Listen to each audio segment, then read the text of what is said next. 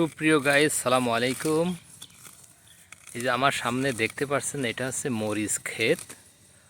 আর বর্তমান মরিচের এত পরিমাণ মূল্য, দেখেন মরিচে গাছে প্রচুর পরিমাণ মরিচ আসছে।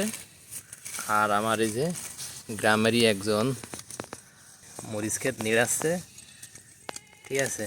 তো এই মরিচের দাম থাকার কারণে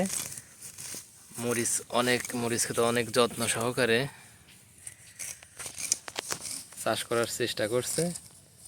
তো আসলে চাষিদারা তো সবসময় চাই যে কোনো ফসল ফলায়ে ভালো মূল্য পাওয়ার আশায় সবাই করে থাকে। তো সেই ধারাবাহিকতায় আমার এই যে প্রচুর পরিমাণে এই ঝালের পিছনে মেহনত করছে।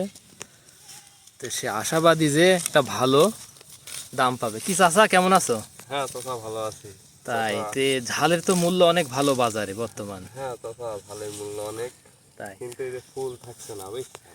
মানে গাছের ফুল থাকছে না, তাই তো? ফুল থাকছে না, ফুল মনে করেন ধরে ধরে পেটে যাচ্ছে, তো বুঝছেন? তুমি ওই যে কৃষি অফিসারের সাথে আলাপ করবা যে কি জন্য ফুল ঝরে যাচ্ছে। এখন কৃষি অফিসারে পাবো কোন চাচা? ওর তো সময়ই নাই আমার সাথে করার। তাই আসল ব্যাপারটা এরকমই, সবই আছে, অফিসারও আছে, অফিস আছে, কিন্তু হ্যাঁ এদের নাগাল পাওয়া যায় না।